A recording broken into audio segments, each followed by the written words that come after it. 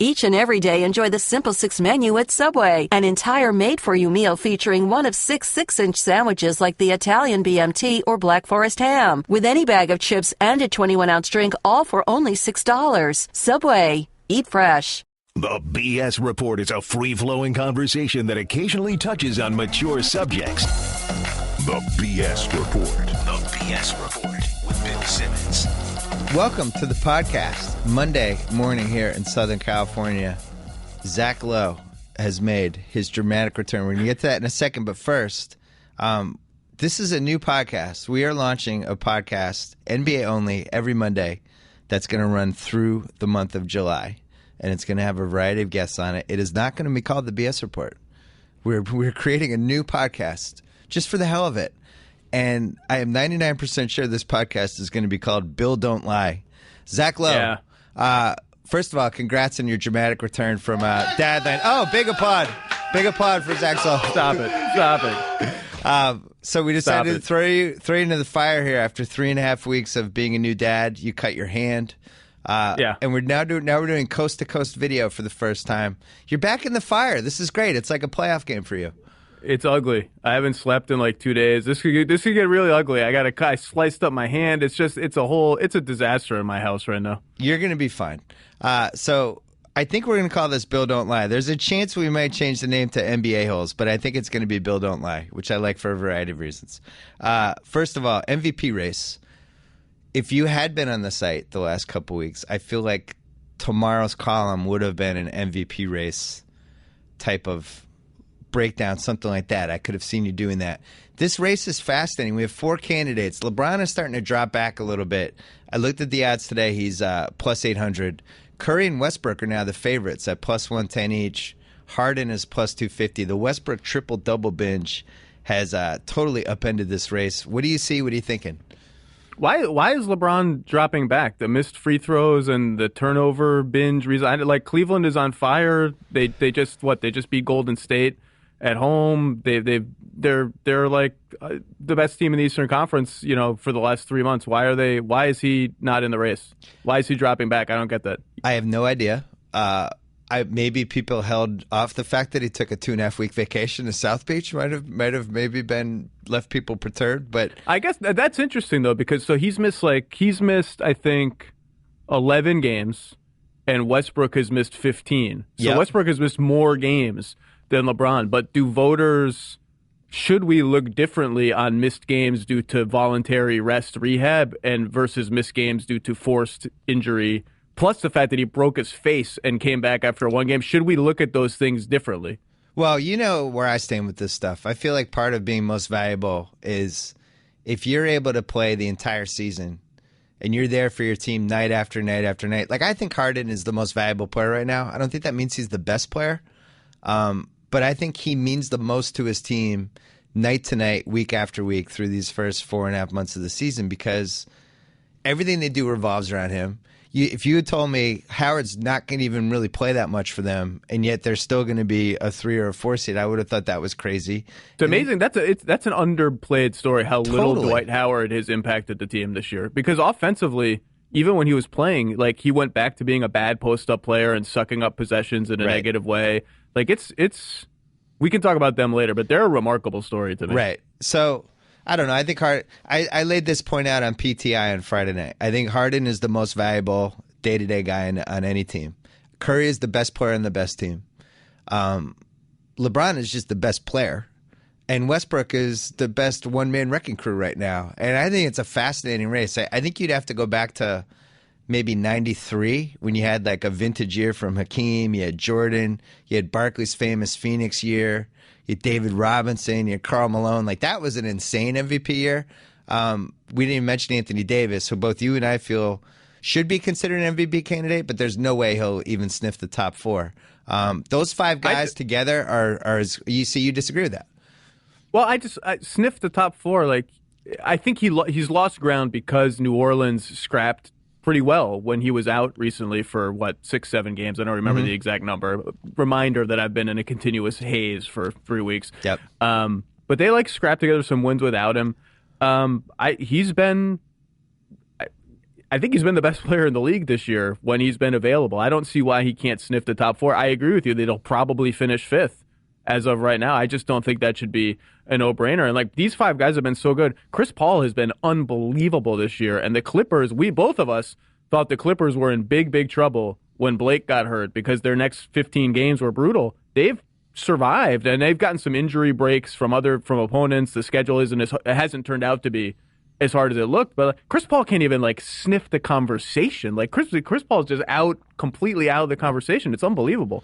His last month has been on par with all these other guys. I think the first 3 months, he definitely took some halves off, some couple games off. There were games where Blake was, it's clear now that he was kind of picking his spots with Blake there. And I'm not positive of the reasons. I mean, maybe you give the young guys some and all that stuff. But with Blake gone, he's clearly like, oh, people think we're going to be done. Watch this. And him and DeAndre, I mean, this is a whole separate conversation. But you watch them without Blake and you think like, man, would this team be better off if they took the Blake whatever asset? I mean, he's a mega asset, but you took Blake and you turned him into 3 guys. Would they just be a better team? I don't know. It's an interesting conversation. Well, that's what makes basketball interesting, right? Is like anytime a star player goes down, I think we all get into this mode of like, oh, it's panic time. This team is screwed. And it's just things are replaceable in ways that you don't quite expect. So like it turns out if you run spread pick and rolls with CP and DeAndre and shooters or what passes for shooters for the Clippers around them, that's really powerful. And just like there are millions of like the Pelicans survived without Anthony Davis. Look at just a random one because I watched their game last night. Vucevic has been hurt for the last 2 or 3 games for Orlando. They're fine. They like survived just fine. They put Dwayne Dedman in at center and like they're okay. It's basketball is strange like that. Well, and we should give ourselves a pat on the back because we were wondering why nobody was trying to steal Mo Harkless from them. Months and months, and he was great yesterday in that game. So I was thinking of you. I was like, me and Zach, if we'd been GMs, we would have tried to steal that guy. The Blake thing's interesting, though, because he's going to come back at some point. And I think the Clippers now have, despite having the worst bench maybe in the history of any really serious contender that I can remember in a while, when he comes back, if he readjusts his game a little bit and he's like, I'm not going to try to score 25 points a game.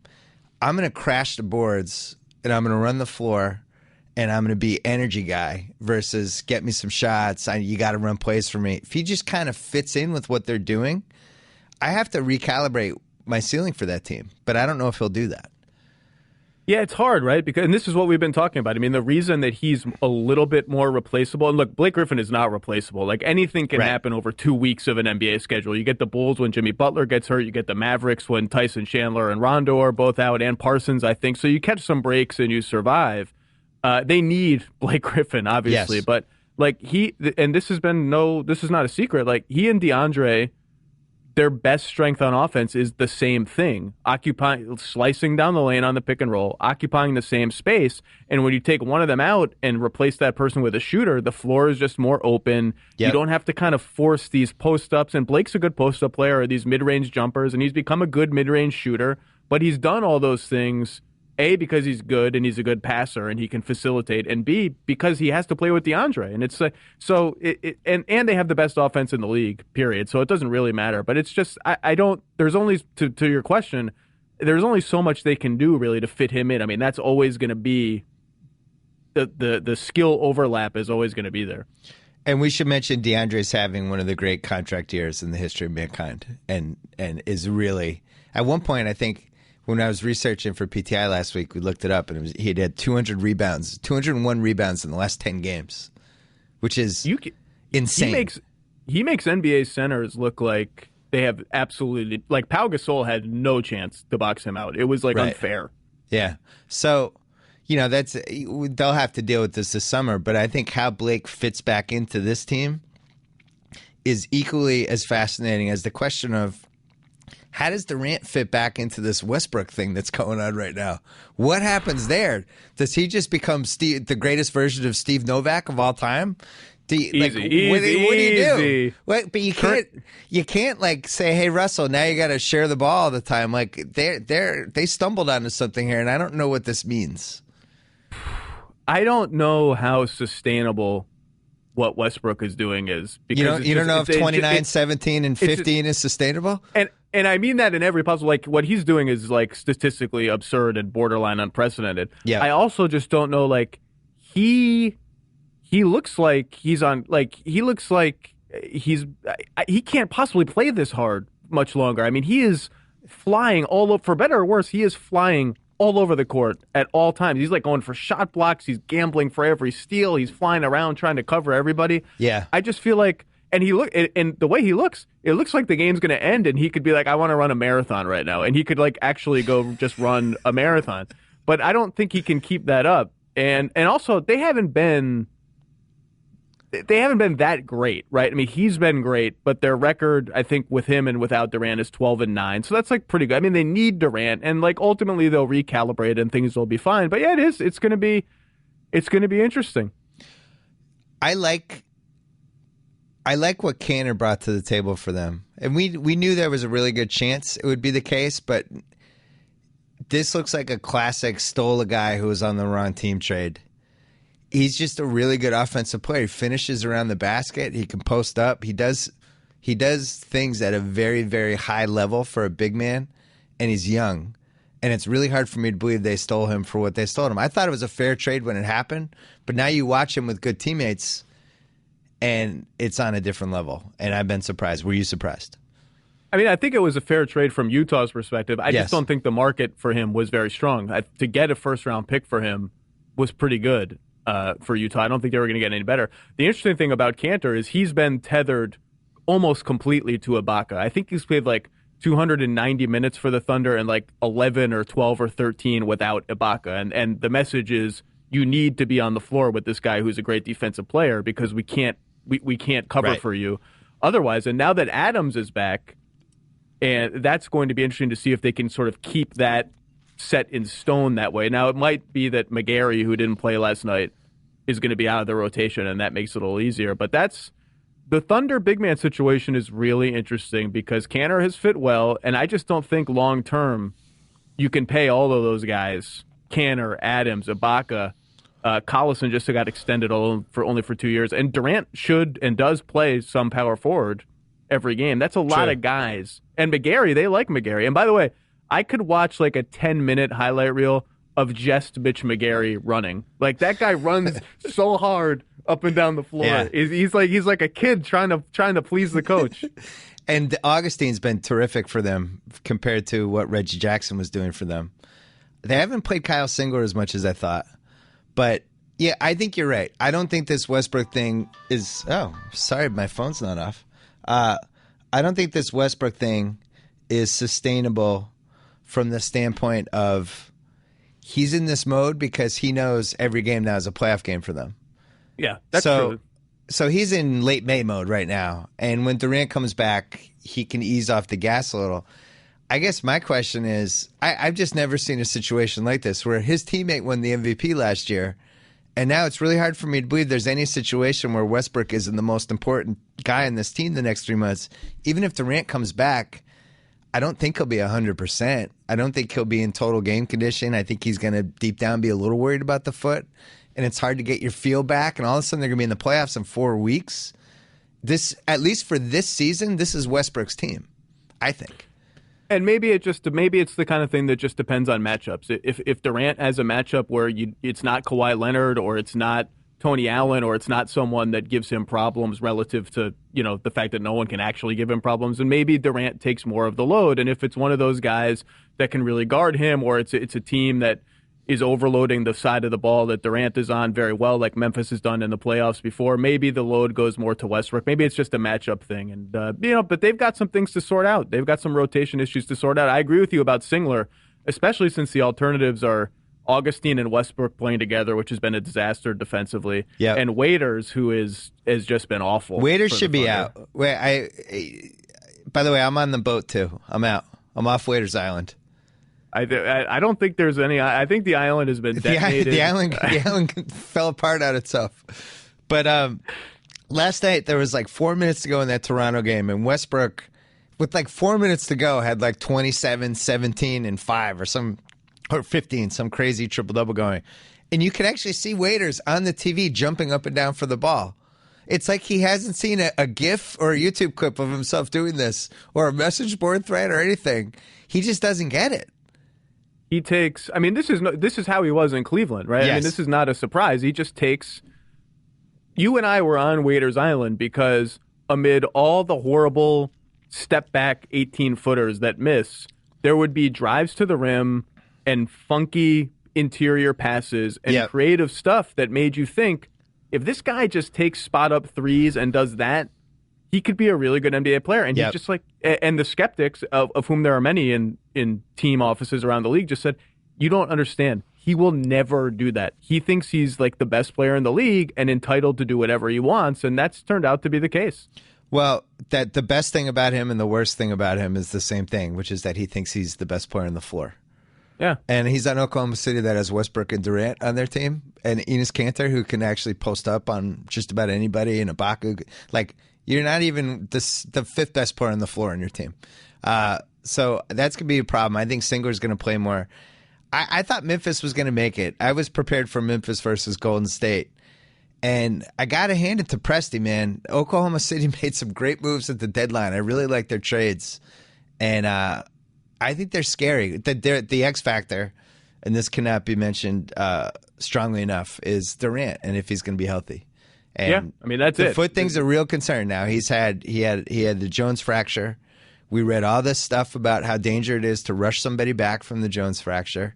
He came back ahead of schedule, which I thought was a red flag. He started to look funky about 2 weeks before he actually went down. Didn't look right. Only played 10 minutes in the All-Star game, which was a red flag. Right afterwards, they decide that the screw's not right. They got to go in there and get it. I'm concerned. But why are these Thunder players always having these surgery screw-ups? Like, the screw wasn't right. Remember Westbrook's stitch wasn't right when he had the meniscus injury? Like, one of his stitches came loose and they had to redo it. Like, who is doing this? Like, it's just a coincidence, obviously, and probably bad luck. But, yeah, look, if Durant can't come back and be Durant, they're a nice team. If Durant can come back and be Durant, I picked them to win the title at the beginning of the year. I thought this was going to be their year, and they absolutely, it's a nightmare to come from the 8th spot in the Western Conference, but they could do it. If there's a team that could do it, they could do it. Well, how unbelievable is this? I don't let us forget the MVP thing because I want to go back to that. But yes, you have Portland, whose season was ruined by the Wes Matthews thing. There's no other way to say it. Their season got ruined. They're not coming back from that. Sorry, Portland, you're just not. I thought he was their second best player. You have that. I for what he meant to that team, I think Matthews meant more than Lillard. Matthews, what he does on the other end, Lillard is a DH. He plays one end of the floor. That's it. Matthews plays both ends, and he was their best defensive player. And I don't see how they come back from that. And by the way, I love Aaron Aflalo. These people saying Aflalo and Matthews are equivalent players roughly is not true. He's not nearly the defender that Matthews is. He's not as good a shooter. And more than that, Wes embraced his role as, I'm going to post up now and then and get to dribble some, but I'm going to be an absolute killer catch-and-shoot guy. Aflalo likes to catch the ball and, like, jab step and, like, do his little herky-jerky stuff and, dribble into a mid-range shot. Like that, Portland's system does not include stuff like that. So it's going to be a trickier fit.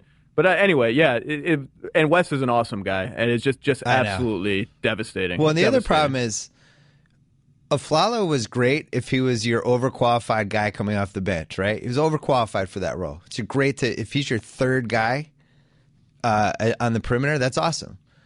He's underqualified to be the third best guy in the Blazers. And the problem is he could move up and give you whatever percent of what Matthews gave you, but now you have all those other people moving into what the Aflalo spot was. Right. And that's where it falls apart a little. Neither of us tweeted this, but we emailed about it.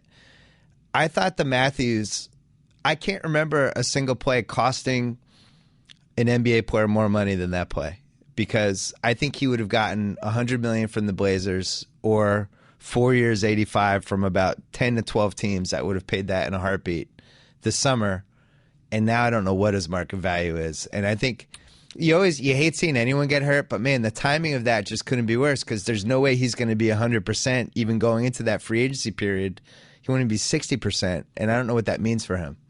Yeah, it's uncouth to talk uncouth, right? That's why it's uncouth Yeah. to talk about that, but I mean, it really affects his lifestyle. I mean, it's a real thing, and I don't know. This was his chance for the major, Yeah. life-altering $100 million contract or whatever, and now it's up in the air.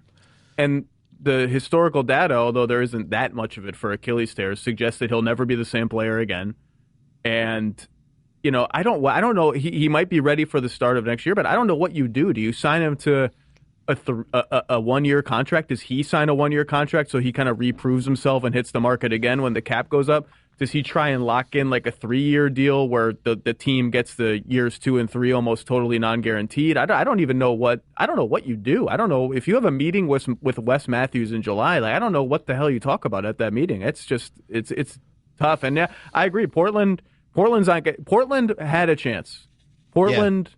I was late to the game. Admittedly, I was a Portland skeptic. They won me over. They're a really, really good team, and I thought if the matchups and the health broke right, they had a legit chance to win the title or get to the finals. And I don't see that's just not possible. I don't think. And the top 6 in the West is just too good, where you can't sustain an injury to one of your 2 best guys and win 3 straight rounds to get to the finals. You could if you were in the East, maybe, but I think in the West it's unrealistic. So I'm crossing them off as a team that could win 3 straight. I also think that's a team I wouldn't mind seeing in round 1 now. And I think the other team that's definitely like that, and this is, I'm going to pour it a little bit. Hold on. I'm going to pour it a little bit. Uh-oh. Watch it. There's a lot of technology there. Rondo. Hey, Rondo. But that Mavs team is a catastrophe. It's just, they're 14-14 in their last 28. At some point, that's not a streak. That you are what you are, and Rondo has not fit in. It's gone terribly. I didn't believe 90% of what I read in that Mark Spears interview. I think he's miserable. I think the Mavs are miserable. I think there's a lot going on behind the scenes with that team, and I know they did this in 2011, but Dirk was 2011 Dirk. This is now 2015 Dirk, and yeah, I want to play that team in round 1 if I'm anyone. Okay, so I was a Rondo trade skeptic, as you know. I know, you won this one. I didn't think it would go this badly. However, their defense and rebounding have improved. They just haven't improved as much as their offense has dropped off, and he's clearly been an awkward fit. Now, Chandler missed some games. Parsons missed a bunch of games, I think 10 games. Rondo got suspended and threw his little shit fit, excuse my language. Dirk has been banged up, or Dirk is sort of permanently banged up. Ellis has been banged up and was just in a really bad slump until he broke out last night. Like, if all of those things flip the other way, I think that's still a dangerous team. Aminu's emergence off the bench for them over the last month has been big. Aminu has turned into exactly the player they hoped he would be. Stoudemire has fit in. You know I don't like Amari's game. Stoudemire has fit in there better than I thought. I'm not ready to cut bait on Dallas as a dangerous team. And remember, they had no shot against San Antonio last year. None. And they almost won that series. Almost won that. They were like a DeJuan Blair kick and some other breaks away from winning that series. Yep. Rick is a great playoff coach. You know, I'm willing to give them another 20 games, but the last part of their season schedule is absolutely brutal. And they're lucky I'm looking now, they're 4 games up, 5 in the loss column on the Pelicans, 4 on the Thunder. They're lucky that it's probably hard for them to fall to number 8, because I think they're going to be number 7 and get Memphis in the first round instead of 8 in Golden State. And Memphis is not a good matchup for them, I don't think. That's not Memphis is a bad matchup for Dirk. They like to hide Dirk on the big guy who's not a post threat, and you can't with do that Memphis, against Memphis. There's no good answer there. I love Dirk. I feel bad turning on Dirk and Rondo, but I really don't see it. I just don't think. I think it's a 6-team conference right now. It's funny because we're always talking about the West is unbelievable. The West is so great. The West was probably better last year. There's 6 really, really good teams. Golden State is better than any regular season team from the West last year. But the irony of this whole thing, and the thing that's got to just be killing Steve Kerr, is that he would much rather play Dallas or Portland in round 1, and he might be stuck with that OKC team, which has been a storyline we've been talking about. But it's really, really unfair that they're going to win 68 games or whatever they end up winning, and their prize is going to be Durant and Westbrook. Well, that's when you take the 16 best teams in the playoffs and put them in, and maybe the seeds would be different. Or look, we haven't the Pelicans is a word that has not been said yet on this podcast. The Pelicans are hanging in. They are. And if Durant's, and they have the tiebreaker over Oklahoma City, I believe 3-1. If Durant's foot issues, like let's say Durant misses 5 more games, comes back, his foot hurts again, misses a few, like they're in it. The Pelicans, look, I was a Pelican skeptic. They are in it. They scrapped away without Davis. He's back. Now they got to find a way to reintegrate him, but they're not. Look, we can take issue with how they built their team and how they're coached, but the bottom line is they're 34-29. They're in it. Here's the Pelicans' destiny. They're going to be right in it till the last week, and then they'll lose 3 games in the final minute and miss the playoffs by a game. That's how this ends for them. Followed by a new coach who will be Tom Thibodeau. Clairvoyant Bill is back. The Tibbs thing is real. The Tibbs thing is real. It would not be a shocker. It would not be a shocker. Look, and Tibbs got to be looking around and being like, Orlando's got an interesting young nucleus. I don't know what happens with Melvin Hunt in Denver, although I don't picture Tibbs as like a push the pace Denver kind of coach. D'Antoni would be fantastic there. You haven't given up on D'Antoni, which I love. Why would I? He revolutionized the NBA. Every coach who's like a genius, right, will tell you, I'm copying Mike D'Antoni to some extent. I think it's a great corner. It's a great corner for you. When he has his dramatic comeback, you'll be on D'Antoni Island. You would have built like your own little tiki there. D'Antoni Island D'Antoni Island is like Don Nelson Island. That's a fun island. I'm Nelson happy literally to be on has that his island. own island. He has his own island in Hawaii. He's officiating weddings in Hawaii somewhere. I would have liked the Pelicans more if they didn't lose to the Celtics on Friday night. That was one of those take care of business games, and they just have too many of those. Their record against the top teams in the West is very strong, considering their overall quality, and they keep losing these games to crappy teams in the East. And you're like, how badly do you want to make the playoffs? You can't lose to the Celtics at home. You can't do it. Sorry, I know. Isaiah Thomas is the greatest Celtic ever. By the way, how long are the Celtics the Celtics TV people gonna every game? Most points scored in the first 9 games as a Celtic. It's just going to keep 8 going. games as a Celtic. So is it just going to go on forever? That I got to say, first of all, I was scoreboard watching over the weekend. On Saturday night, I was actually following Pacers, Knicks, and Kings Heat for the Celtics because the Celtics didn't pass them. I'm at the Kings game on my iPhone refreshing the NBA scoreboard to see what's going on. Also, this stupid Celtics team can make the playoffs. They're like 10 games under 500. Then yesterday, they blow that Orlando game. I was genuinely upset. I watched it this morning, and I thought they blew it in 2 minutes. Yeah. Mo Harkless went crazy. And a couple lazy passes and the whole thing, but I'm excited for them to maybe get an 8 seed and just have Isaiah Thomas win game 1 or game 2 on the road by himself and everybody and then they'll lose the series. But I was just excited for the whole thing. What's the difference between having the 15th pick and the 10th pick, really? Who cares? Like at that point, try to make the playoffs. I think they care. I think their front office cares, but their front office also enabled them to make a late season playoff run, although I think it's unlikely now that they're 2 and 3 games back of Charlotte and the Pacers and the Heat. But they could have waited until the summer to try and get Isaiah Thomas or whoever. But they got him now. Yeah, they knew it was the right asset to get. You sold at all a tiny bit on the Pacers, especially if Paul George gets thrown back into that mix as a potential sleeper in round 1? I'm like moderately sold. I mean, look, they've been good when George Hill's been on the floor. I mean, that's the bottom line. When they've had healthy bodies, competent NBA players at every position, they've been pretty good. Their defense has been good. Vogel's a really good coach. That said, during this surge, they've gotten some. They've beaten the Sixers twice, the Knicks twice. They got the Warriors without Curry. They got I think they had one Cavs game without either LeBron or Kyrie or both. So like, it's not quite as strong as it looks, but. The Pacers, their bench has actually been frisky all season. They're going to make you earn it. They're going to make you earn it, which in the Eastern Conference is like pretty good.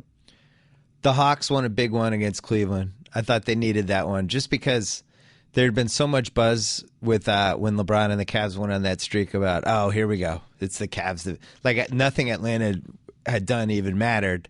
And I thought they needed to kind of take care of business in that game, which they did. I know you watched that game, right?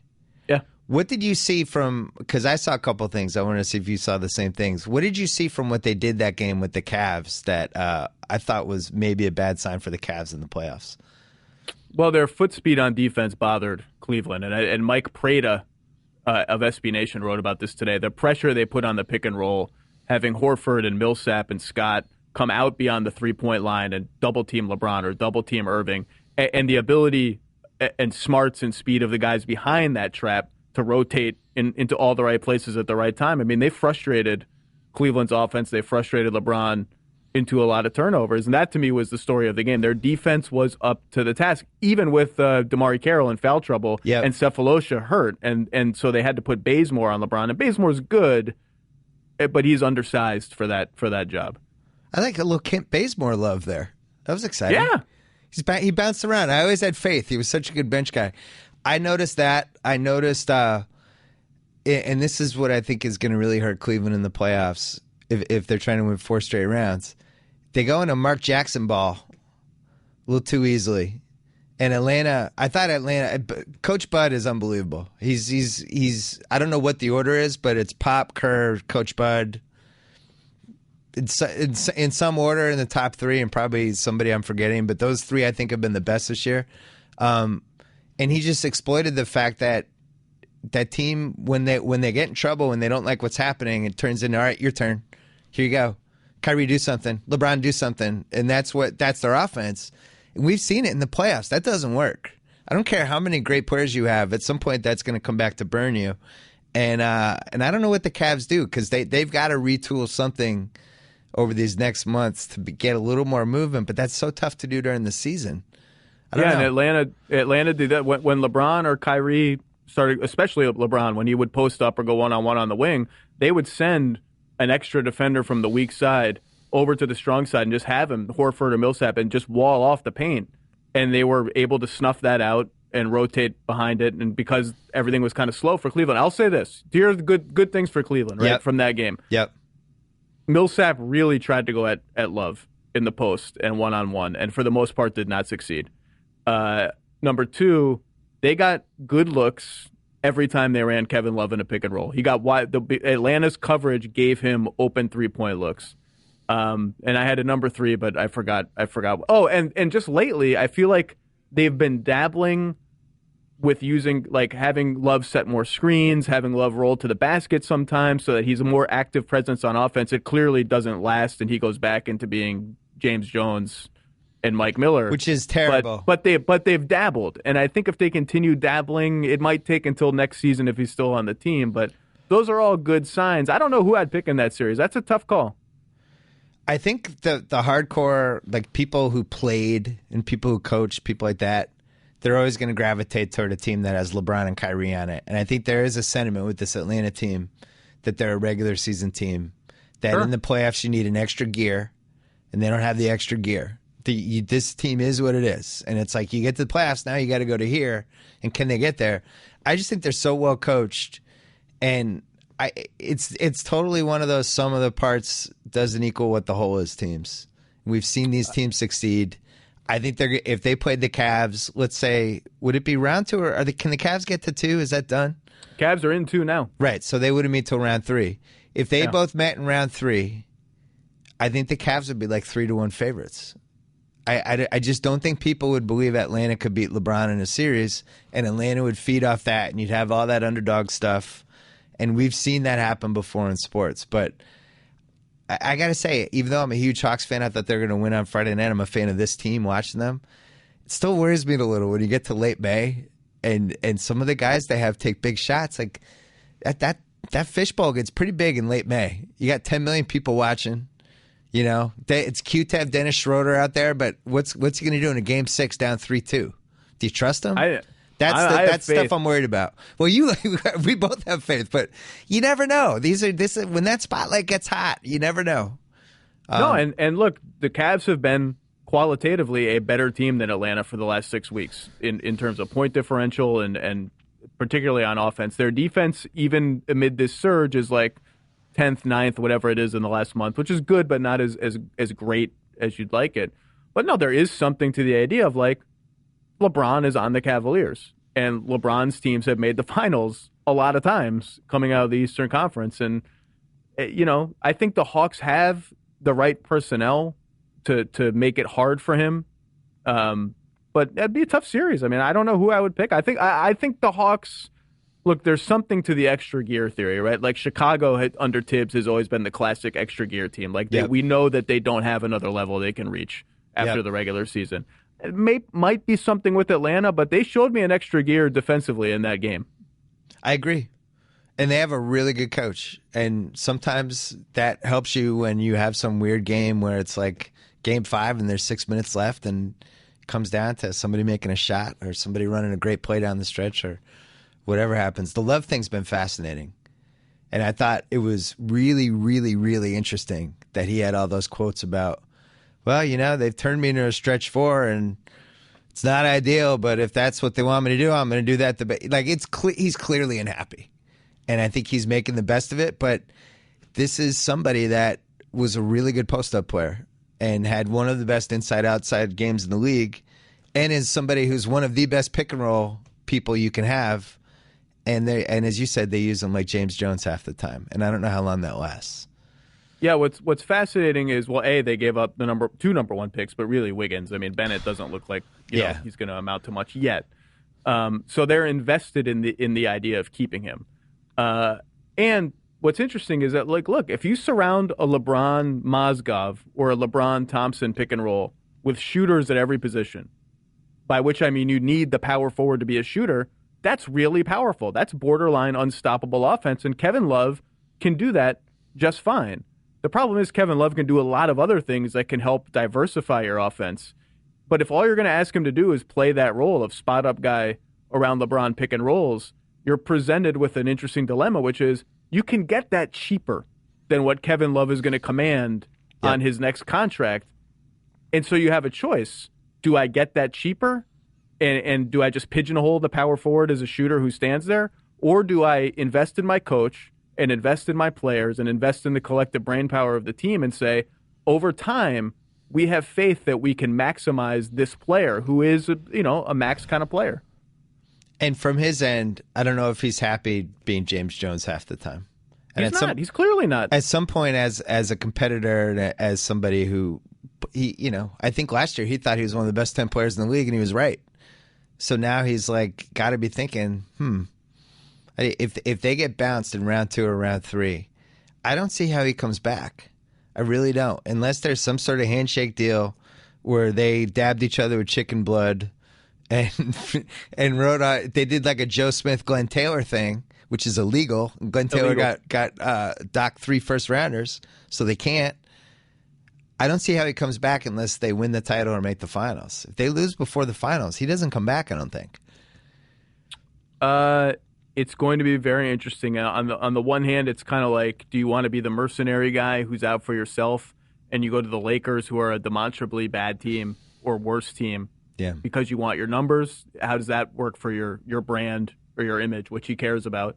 I don't know the team. I mean, I know the team. You're looking for real estate for him in Boston. I know. I was joking on Twitter. I'm sure he would be. Cleveland... I mean, he would be perfect for the Celtics. It's exactly what they need, and I do think you talked about. They're going to try and get him. There's no question they're going to try and get him. They're going hard. They're going hard, and I wouldn't rule out our friend in Houston either. No, I think he's always liked them, and I don't think we can underestimate the Kevin Love Kevin McHale relationship. And I think that's the one good NBA relationship he's ever had in his life was Kevin McHale. And Houston won't have the cap space to get him if he opts out and becomes a free agent. But they're sitting on a lot of trade assets. And if Kevin Love says, I want to go here, I mean, we've seen this before. Sign and trades happen that way. Like, I don't know what's going to... We're getting way ahead. We're supposed to talk about the MVP race. Can I interrupt you? Of course. They do have the cap space, because if they have a chance to get Kevin Love, guess who's going to get sent packing? Take a guess. Take a guess who's going to get traded to one of the 12 teams that have cap space. Dwight? Of course. If you're Daryl and Dwight, you're worried about his knee or whatever, and you feel like you have a chance to flip Dwight and sign Kevin Love, you're doing it. If you don't think Dwight Howard can be the same, and if you're one of about 10 teams out there that has a ton of cap space and you're getting offered a free 2-year look at Dwight, you're taking it. You just are. You're giving up something. You're giving up at least. You're probably giving up 2 picks to get him. Maybe. At least one. But you don't think like Vivek would do that? without even thinking about Boogie and Dwight Howard. Dwight Howard, I'm going to get him. Like, there's teams that will go get him. Toronto would go get him, I think. I don't. Those are interesting destinations. I don't know that either of those things are true. I mean, the Kings, I think, don't have the cap space to do it easily, but they could. And the Cousins thing, him and Cousins would be interesting. That would be a disaster. No, I mean, I'm throwing off teams off the top of my head, but I'm sure like there's a bunch of teams that have cap space that would circle the tires in that one. Anyway, and there are a lot of teams who are sitting on like, and Toronto's one of them. Dallas is another one. Portland is another one where they're sitting on the like. Do we re-sign our own guys with bird rights, or do we renounce them and become a team that all of a sudden has a lot of cap space? Dallas, to me, is the most fascinating of those teams with Chandler, Ellis, and Rondo all hitting free agency. And we can talk about that over the summer. And San Antonio is also interesting. But I think you talked about Kevin Love goes to the Lakers. Now he's on another bad team. Isaiah Thomas isn't as good of a player as Kevin Love, but I think it's really important to take note of what happened with him in Boston. He was just on the wrong team twice, right? He was in Sacramento, bad coaching situation, strange ownership situation. Doesn't totally fit in with that. There's a little alpha dog thing with him and Boogie. Never totally fits, but he's a guy who scores 20 points every time he plays an NBA game. He's going to get to 20 points. He's going to get to the line. He's going to make threes. Goes to Phoenix. As we came to find out, that was probably the strangest situation in the league this season, just how unhappy everyone was. They decide they have to get rid of him to try to get Dragic, and then it turns out they make the trade, and then Dragic kind of stabs him in the back a little bit. Then they have to trade Dragic too. But now he's in Boston, and he is what he is. He's an irrational confidence Nick Van Exel point guard who, in the end of the games, can get shots. He can get to the rim, and he can shoot threes. He can get to the rim over and over and over again. And he can shoot threes, and he should have been more valuable than he was. And I do feel like with Kevin Love, we're going to be in that situation this summer if the Cavs continue to use him like they're using. I think people are forgetting how good he is. I agree. And the thing about Isaiah is interesting. Like, he's a really good NBA player. Yeah. He's a little bit of a ball hog. Like, there will be 3 or 4 shots every game where you'll freeze the tape and be like, that guy's open in the corner. Right. That guy's open under the rim. Why are you taking this pull-up shot? I can get how that can be frustrating, but he also is like an ebullient, however you say that. He seems fun to play with. And like I was talking to a couple Raptors guys when I was up in Toronto over the holidays, and one of them told me the funny thing about Lou Williams is that he could take 100 shots in a row, and our guys would still love it. Like, our guys would, even if he was missing, our guys would be like, take the next one, Lou, take the next. He's just fun to play with. I don't get how Isaiah Thomas doesn't kind of get that leeway. He seems like he should. Jamal is like that too, I think. But I did a lot of background check. We were doing our whole real-time trade deadline. You weren't involved, but when the Grantland staff, when that trade was happening, I was like, boy, this is exactly what the Celtics need, somebody who will actually take big shots in the fourth quarter. But I hadn't done all my research on him. And the most fascinating thing about him was how much Sacramento fans loved him. Yeah. Like, he was probably, him and Boogie were the 2 most popular players on the team, but he did a lot of stuff in the community. His teammates seemed to like him. He obviously had something going on with Boogie, or their entourages had something, or whatever was going on. But it wasn't like a Deion Waiters situation. Like, this guy was a liked teammate who the fans really, really liked. Now the Celtics fans love him. And now it's like you're putting together pieces, right? Like, they have Thomas, Marcus Smart, Bradley. Jay Crowder's turned into poor man's Draymond Green. I think he has real value. I think Olynyk is a ninth man. Like, you're starting Brandon Bass. I think they'll probably end up bringing back because he's playing great. But they're not, they still need the best player in the team and the second best player in the team. Those spots are still open. But they're at least adding assets. Well, and that's the thing. I read a couple places where people were confused about what the Celtics were doing getting Isaiah Thomas. And I think the confusion is, do you want to tank or do you want to make the playoffs? And the Celtics seem to be sending mixed messages with some of the moves that they make. But, I mean, if you can get Isaiah Thomas for a 2016 first-round pick that's the Cavaliers pick and Marcus Thornton's garbage contract, like, you should absolutely do that. Yes. Isaiah Thomas is good, and even if his NBA destiny is bench guy who scores a lot of points, and if he's going well, plays the whole fourth quarter. Yeah. Like, he's priced for that. That contract is unbelievable, and it's only going to get better and better. Like, you're not paying him he's not paid to be a starting point guard, even though he's he's not starting for Boston, but he's effectively their starting point guard, basically. I also think they have real fears about Stevens, and they want the team to at least be competitive and have some sort of silver lining at the end of the road, because you just never know. Indiana is a job that it would be that whenever that job opens up, they'll come after him. Coach K now, who knows with him, like maybe that job opens up at some point. And I think they have a little pressure internally because Stevens is, I would say, a top 7 coach at this point. Game to game, they trade Green and they trade Rondo. The team somehow gets better. Everybody who plays for him seems like they're in a better situation with him than they've been at other points of their career, except for Brandon Wright, who he had for 2 weeks. I didn't get why they didn't use Brandon Wright, but they got a good value for him in trades. They must have just thought there was something about him they didn't like, because they gave him kind of a rudimentary look and then just moved on. I mean, I think they got him to trade him. Yeah. And, I probably what they thought was him playing on our team, where he's not quite. I mean, in Dallas, he was a perfect fit. He's not. Yep. The spacing and the system isn't quite as good. Maybe he'll look bad and his trade value won't be good. I don't know. Hey, before we circle back on MVP, yes. can we quickly talk about the Wizards just completely falling apart? What are you seeing with that? Their offense is horrible, and they take a lot of mid-range jumpers, and unless they push the pace, they can't score any points, which is, that's been the case for a while now. But I was looking at their numbers. I mean, they've been playing badly since late January. So I started looking at their numbers over that span, and like when they've had everyone healthy, they've still been quite good during that stretch. Most notably when they've had both Pierce and Beal, they've been fine. They've been the same team. They just can't withstand any one injury to their wing players, because Porter has not been good. He's actually been okay, but Whitman doesn't trust him, and he'll make mistakes, and he can't shoot threes. Right.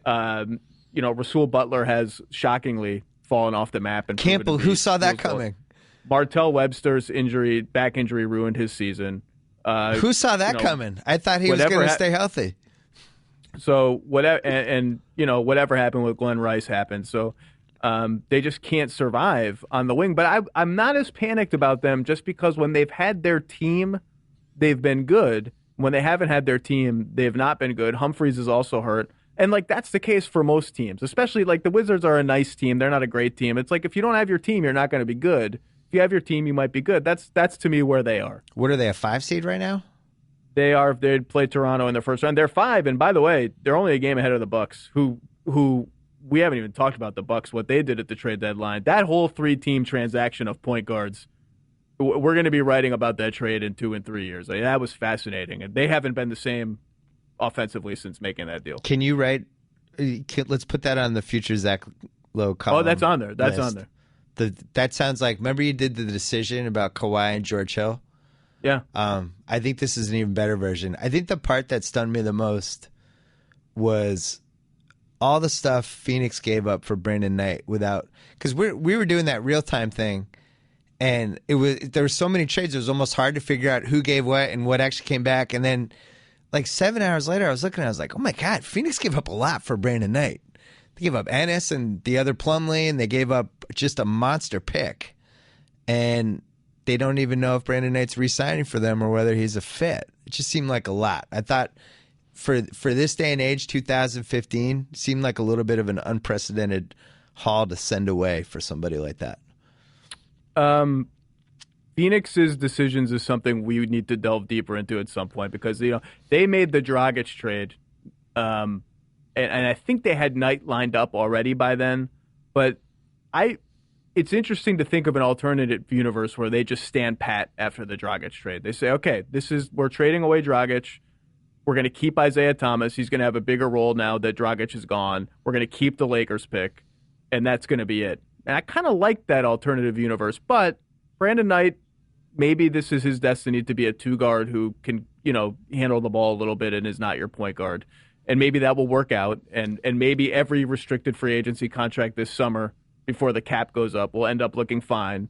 And he's a very nice kid and works hard. So what they did was super, super interesting. And particularly the Bucks. I mean, the Bucks could have just said, we'll take the Lakers pick. And that's it, and not involve the Sixers and not involve MCW, but they wanted MCW, and it's just a fascinating series of events. Would you rather pay Brandon Knight $18 million a year for the next 4 years, or would you rather have Isaiah Thomas at $7 million a year, Ennis, Plumlee, and the Lakers pick? The latter. So would I. That's the part that I don't get. And it almost makes me think maybe there was stuff going on with Thomas, or I don't know. But I think they clearly wanted to get rid of Thomas. There's no question. But can you blame Thomas for being unhappy in that situation? Like, they bring him in, and they're playing 3-point. That was the weirdest team to watch in the league. The 3-point guards at once, which we both thought was going to be fun. And then when you watch it, it's like, oh, this can't work. And Dragic seemed miserable the entire time. I would have rather kept the Lakers pick, because we saw it last year with the Celtics. Celtics were the 4th spot in the lottery, and they ended up with pick 6. If that happens again this year, Philly gets that pick. And yeah. If for whatever reason the Lakers don't get all the guys they think they're going to get, then next summer, then that's only top 3 protected. It really seems like Phoenix just looked at the landscape and thought to themselves, this pick isn't worth as much as we think it's worth, or as much as the league thinks it's worth. We'll sell high on it now. Ennis would never have played for us anyway. Plumlee, whatever. And we love Brandon Knight, so let's do it. I disagree. The jury's out, right? I mean, these trades take a while to see who won and lost the trade. We're always in a rush to grade them and name winners or losers. But this one's going to be a thinker for all 3 teams involved. Even for Philly, where everyone's like, this is just what Sam Hinkie does. And like, I think there's a chance, like, Michael Carter-Williams just might not be that good. And we're going to see it. He's older than Knight. His jump shot is, the Bucks think mechanically his jump shot is not broken. I'm not a shot doctor. It looks okay mechanically to me, but the results are like horrific, like Rondo level horrific. So, we'll see. We didn't name our MVPs. No, we're doing that now. Talk about injuries. The MCW thing, I would have rather had the pick. Milwaukee's not winning the title this year. I'd rather the pick. That was on the table. Just 100%. Keep the pick. Just keep it. 100% on the table.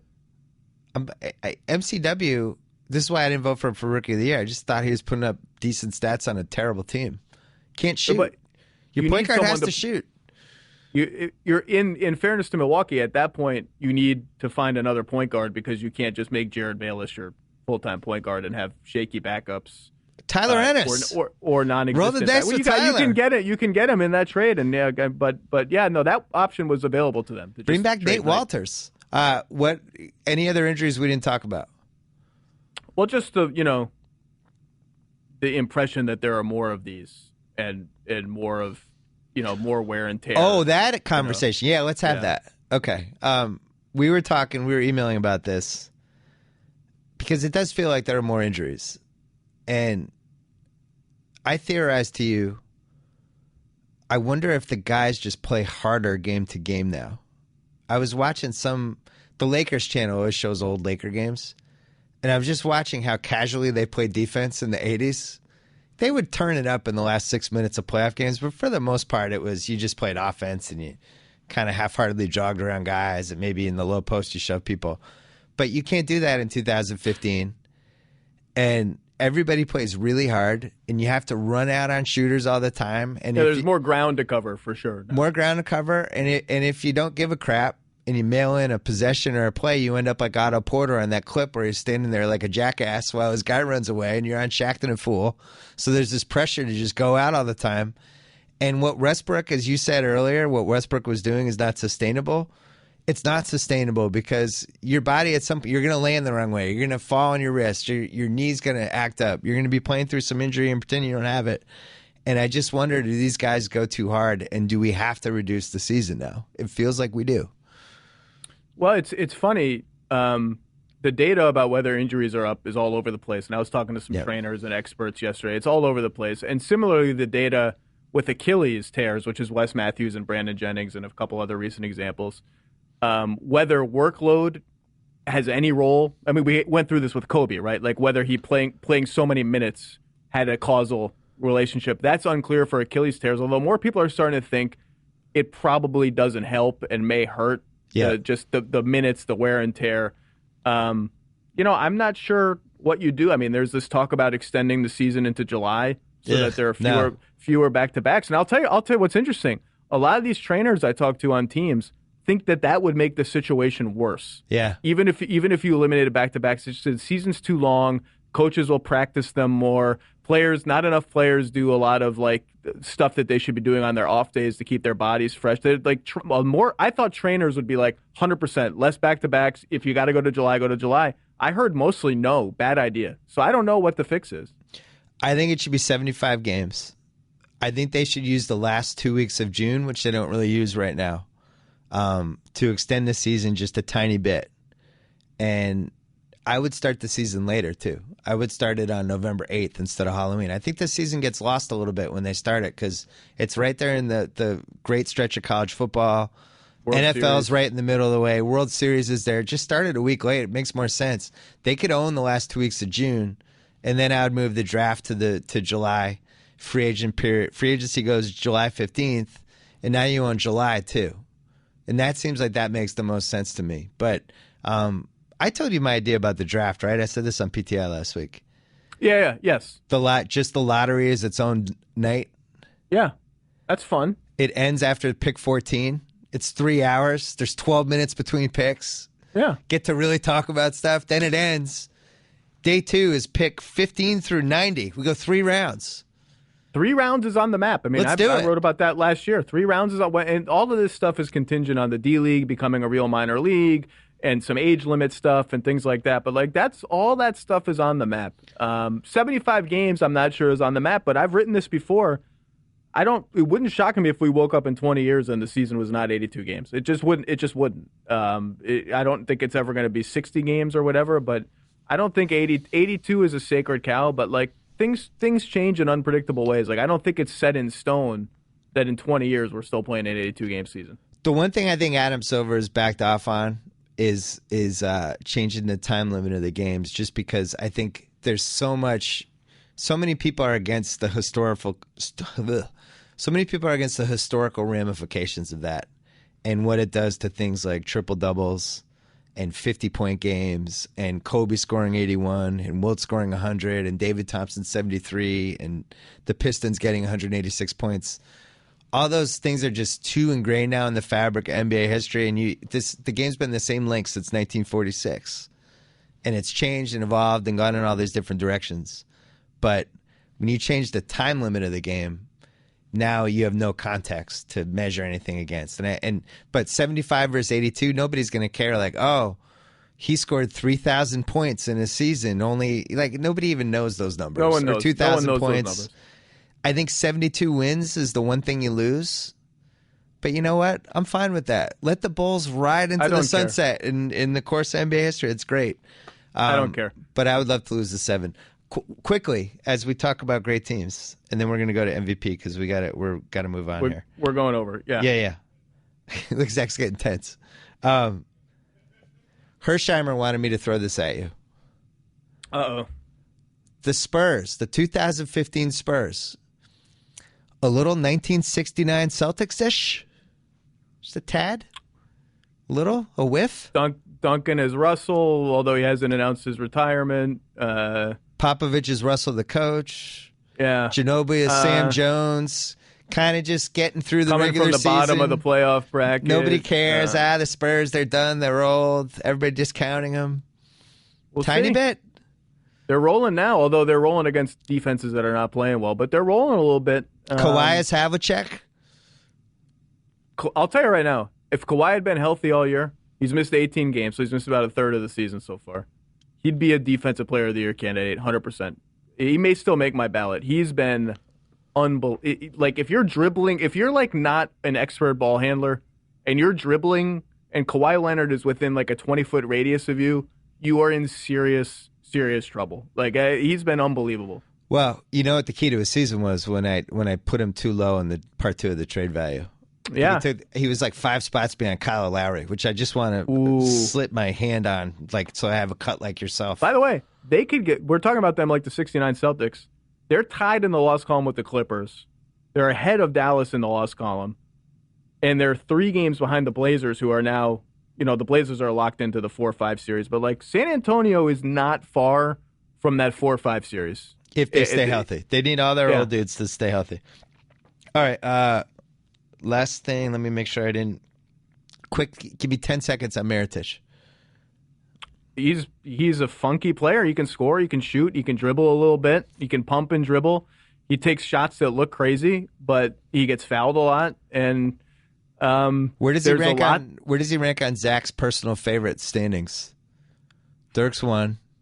He's got to earn it. He's not. Okay, good. He's not that far. Is he the rookie of the year? The Zach Lowe, Larry Sanders Memorial favorite players teams? Maybe.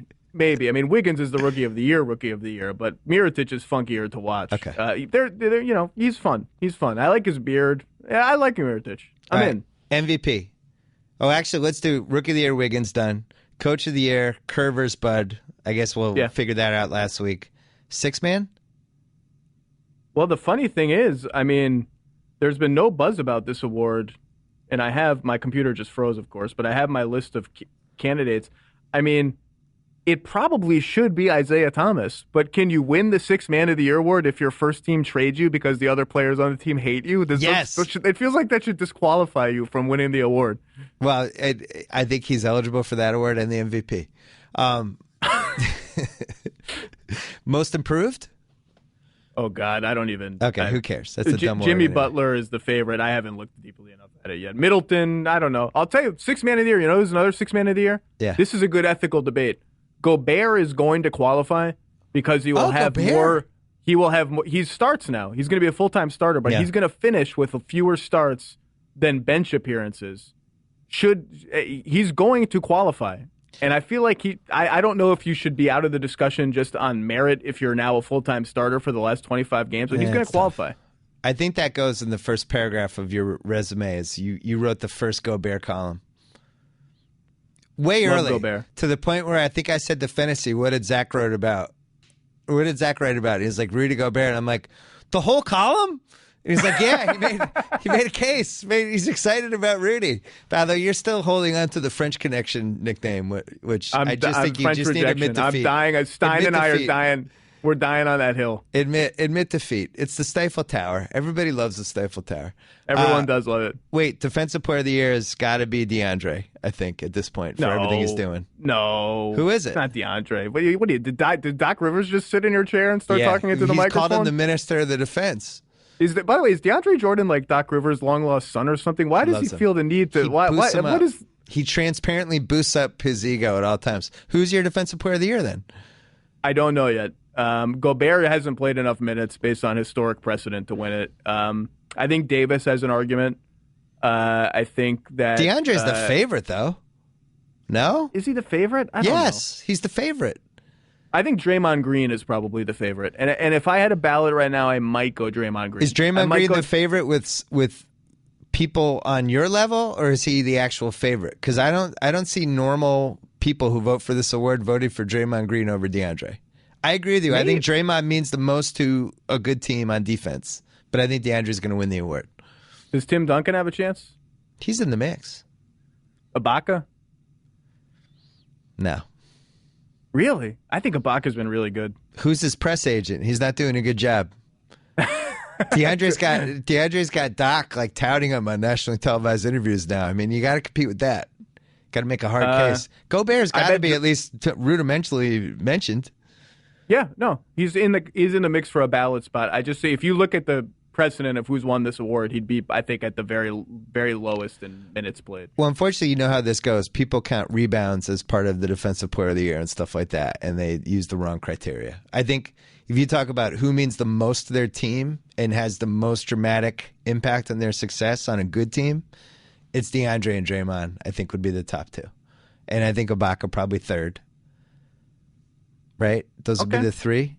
I don't think Davis. I think you're overlooking Anthony Davis.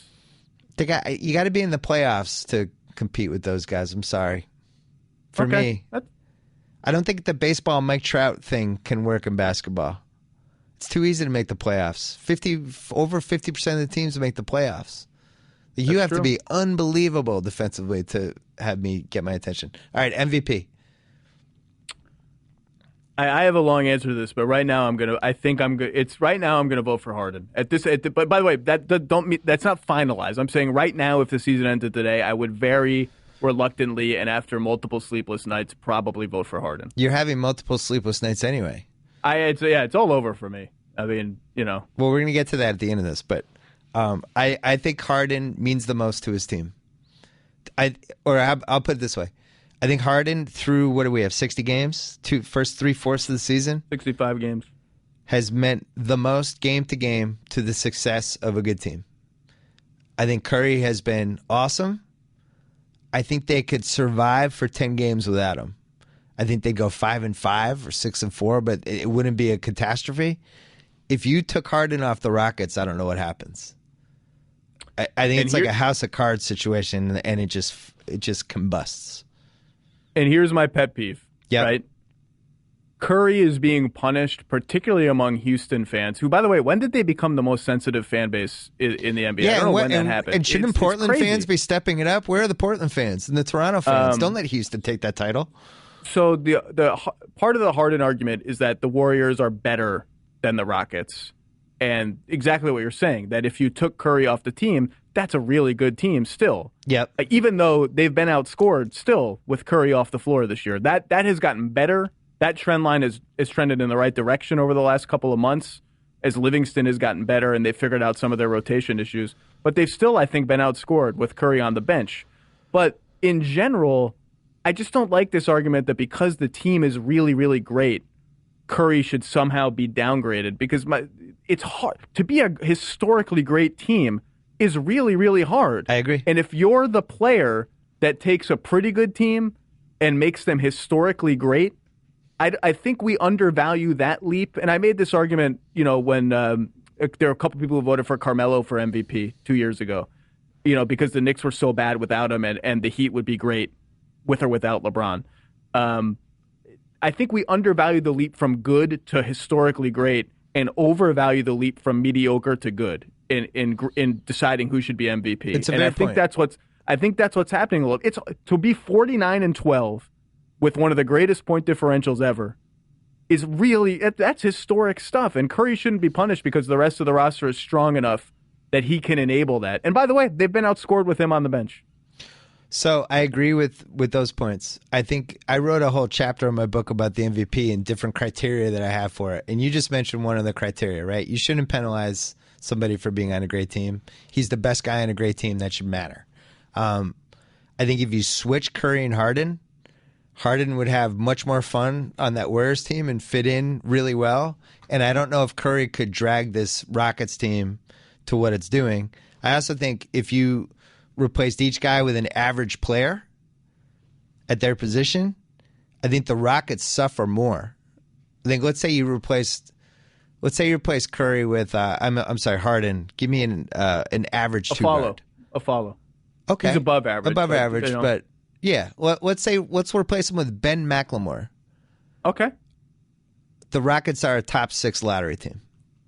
With the Dwight Howard injuries they've had, all that stuff. They're in the bottom 7 of the league in that conference, I think. They missed the playoffs. Yeah, they missed the playoffs, no question. If you replace Curry with, I don't know, DJ Augustine, I think the Warriors still probably win like 50 to 55 games.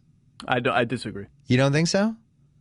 With everybody they have on that team? 55 is a lot of games. I said 50 to 55. Could they go 50 and 32 with DJ Augustine? And again, I'm guilty of, when my reflex is to say no, because again, they've been outscored when Curry's been on the bench.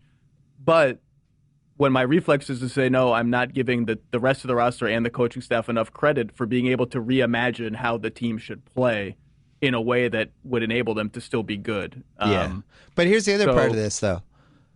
And I think this is the part people forget with the MVP. It's like, what's memorable about the person's season, right? And do they stand out in some way? Am I going to remember talking about them, or am I going to remember seeing them 20 years from now? Like, I went to see Curry against Brooklyn last week, and when he gets hot in a game, it's the single most exciting thing that can happen in a basketball game, basically. And he got hot for about 2 minutes, and it was like everything stopped. It was unbelievable. Harden can get to that point, too. That's why I think for me, they're dead even. I would give a very slight edge to Harden, but I think these last 5 weeks are going to decide it. I think Westbrook would have to basically get triple doubles for another 5 weeks for me to really seriously consider him. He's already missed enough games where he would be on the very low end in terms of games played for an MVP. But he has taken that excitement trophy from Curry in the last. He's become the most exciting things on a basketball court right now are Curry getting hot, Westbrook going end to end and being a maniac. Yep. And on a more subtle NBA nerd level, when the Warriors play Draymond Green at center and just play that is when they have 4 shooters, when they have Curry, 3 wing players or shooters, and Draymond Green at center, they're like completely unguardable. And on the flip side, I think Harden's going to get penalized as these last 5 weeks go along because every Rockets possession is like Groundhog Day. It's the same thing over and over and over again. And I think in general, people are starting to really not like this Rockets team. They complain about calls all the time. They got Beverly, who's an agitator. Nobody likes watching Dwight Howard play basketball. Harden's either always lurching to guys. Like, people don't want to watch foul shots. So I think there's this weird sentiment that's turning against them that I think could hurt him with the MVP.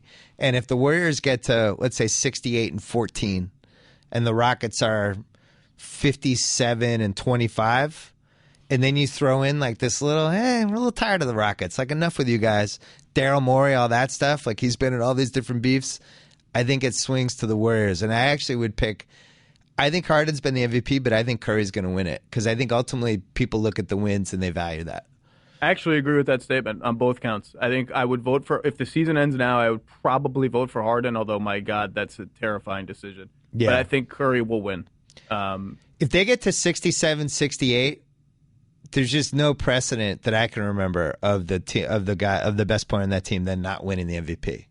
And I'm fine with any of these guys winning. I guess Jordan in 97, when Mailman won, which was one of the greatest injustices in the history of America. Yes. I'm going back to the 1776, and from everything on there, this is one of the 5 worst things that's happened in our country.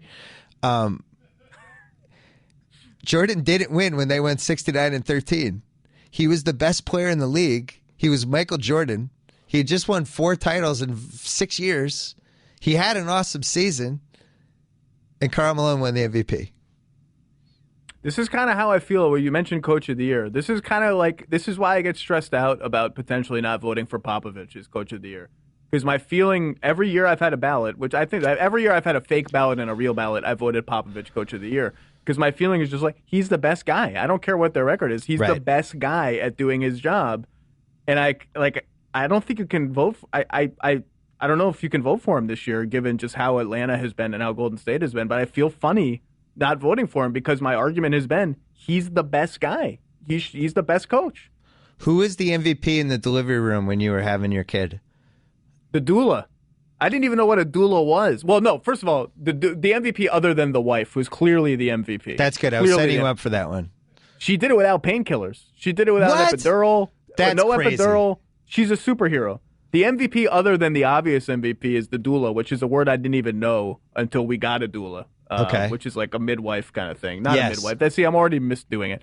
I was there. I'm told I did better than expected. What NBA player would you have compared yourself to?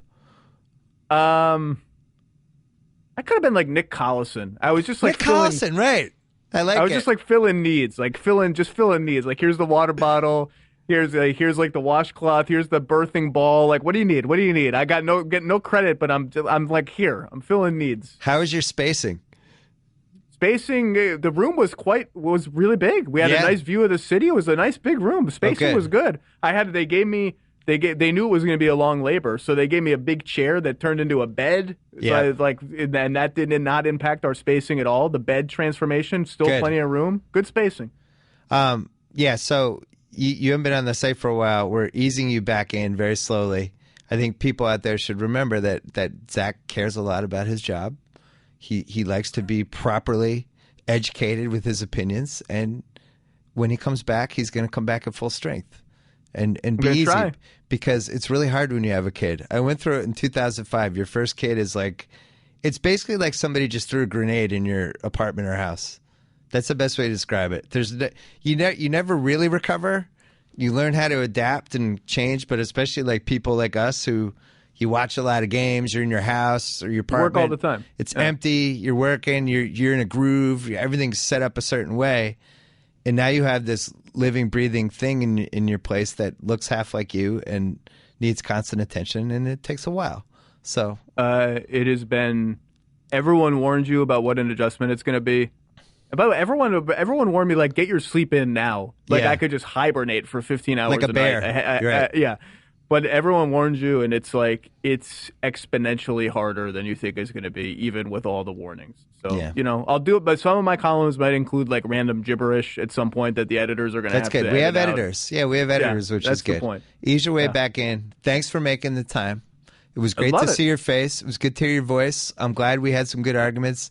This was the first episode, even though we're not calling it yet. I think we're going to call it Bill Don't Lie. But when we're ready to launch this, you got to go on iTunes and you got to subscribe for it. It's going to be separate than the BS Report. So if you want to hear me talk NBA on Mondays with people like Zach and Ryan Russillo and Chris Ryan and Andrew Sharp and people from ESPN.com like Ramona and Tom Haberstar, all those people, it's going to be a different podcast. It will not be the BS Report. So get ready emotionally for that. We will be back with more stuff later in the week. And we are going to South by Southwest later this week, and we're going to do 2 days of podcasts with as many celebrities as we can grab. Zach Lowe, hang in there. Good to see you. Have fun. So I get the sign off. Whoa! Thank you for downloading the BS Report with Bill Simmons. Too much fun. Check out more podcasts at the iTunes Music Store or at Pod Center at ESPNRadio.com. Peace out. Gotta say, Golick, great call on grabbing Subway for lunch and getting guacamole on our subs. Told you this new guac really amps up the flavor. Yep, something adding up things can be great. Guacamole on your sub, a new co-host to replace you. What was that? Oh, no, nothing. Subway now has deliciously rich new guacamole made from ripe Hass avocados with just a hint of garlic, onion, and jalapeno. Discover how new guacamole turns up the flavor on any of your freshly made favorites. Subway, eat fresh.